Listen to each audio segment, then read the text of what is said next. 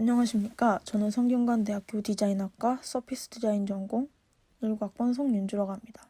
저는 이번 입체조형 수업의 기하학적 공간의 실험이라는 주제에서 북두칠성과 남십자성을 이용한 저희 프로젝트를 소개하려고 합니다.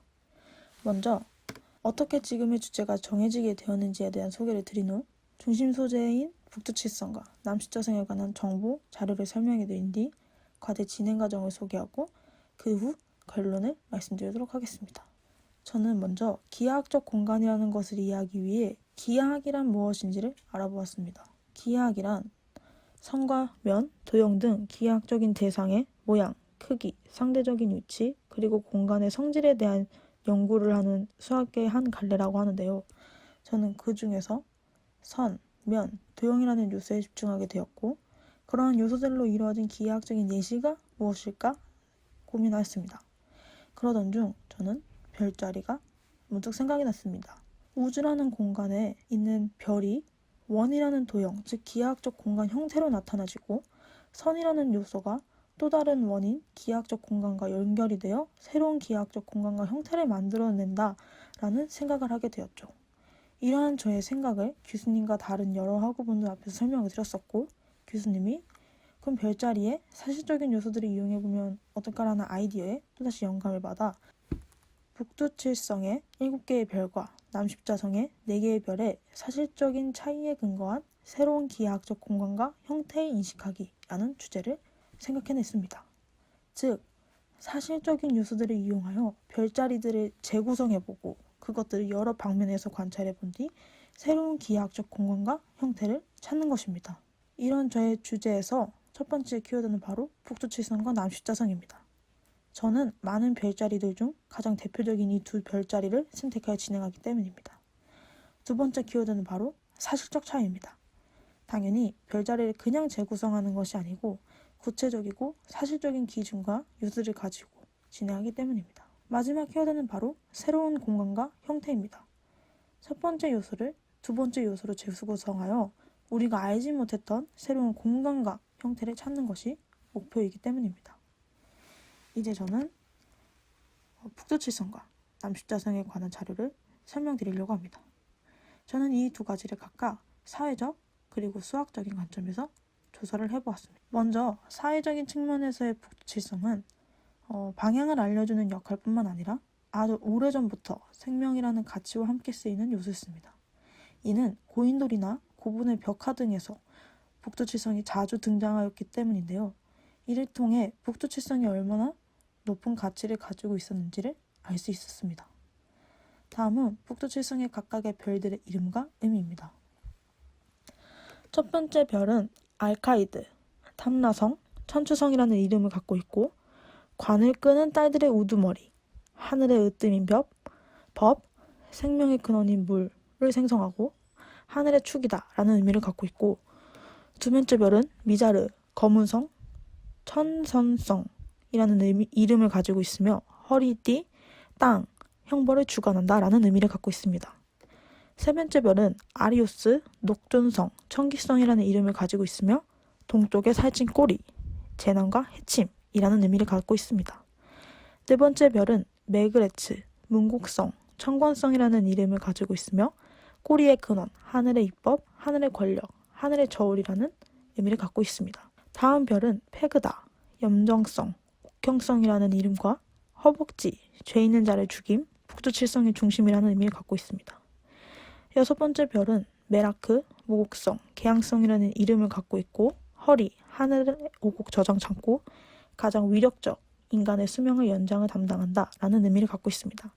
마지막 별은 두부의 파군성, 요광성이라는 이름을 갖고 있으며 큰 곰의 등, 병사, 청기의 출입을 관장한다 라는 의미를 갖고 있습니다. 이를 통해 북두칠성은 동양과 서양에서도 각각 중요한 이름과 의미를 갖고 있음을 알 수 있었습니다.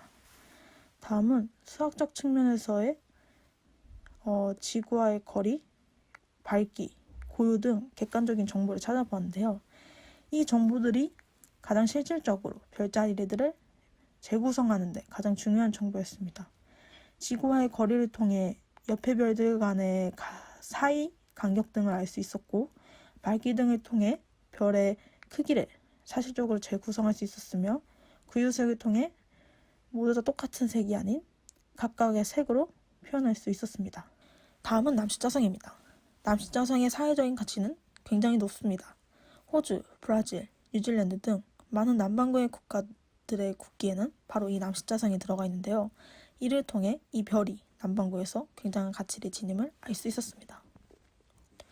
남십자성은 오로지 남반구에서만 보이기 때문에 별다른 동양에서의 이름이나 의미는 없습니다. 그 대신 북두칠성과 다른 특별한 점이 있다면 이 별의 이름의 첫 번째 알파벳들이 바로 별의 밝기 순서를 나타내는데요.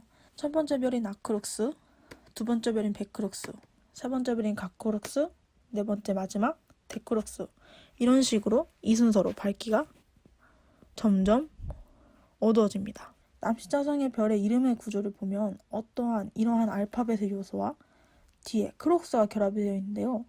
이 앞은 말했듯이 밝기 순서, 그 뒤에 크록스는 남십자 자리라는 것을 의미하는 것입니다. 남십자성의 별들은 북두칠성보다 더 멀리 있지만 더 밝은 등급을 가지고 있습니다.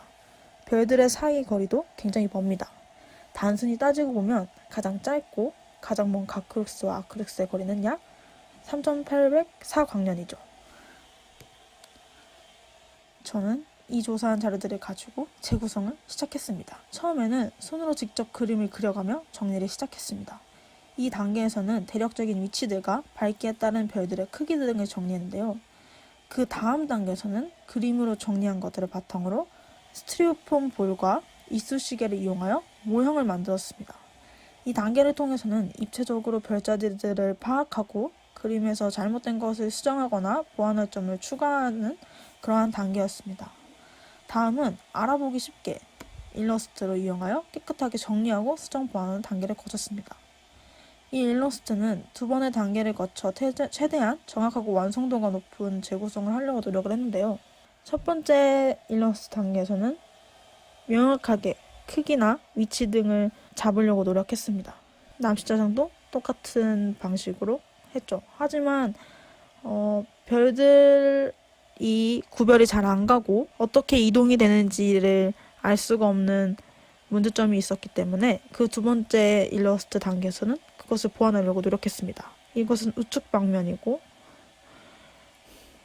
좌측, 위측, 아래측 이런 식으로 남시자정 또한 이렇게 두 번째로 구성을 하면서 전체적으로 입체적이면서 별들 간의 거리나 또는 형태, 위치 등 모든 것들을 종합하려고 노력했습니다. 이 일러스트들을 이용하여 최종적으로 디멘션이라는 프로그램을 통해 3D로 구현해 360도로 돌아갈 수 있도록 만들어 보았습니다. 360도로 돌려보고 각각의 방향에서 바라보았을 때 그 전 일러스트들과 약간의 차이는 있지만 그래도 그동안 해온 재구성 과정들과 굉장히 비슷하거나 같아 이 일을 통해 최종적으로 재구성을 마칠 수 있었습니다. 365도 회전을 통해 각각의 방향에서 보았을 때 형태와 그리고 이동 과정, 그리고 결과는 다음 결과 영상을 통해 보여드리도록 하겠습니다. 처음의 목표처럼 북두칠성과 남십자성은 우측, 좌측, 아래측, 위측 등 다양한 측면에서 관찰되었을 때 우리가 몰랐던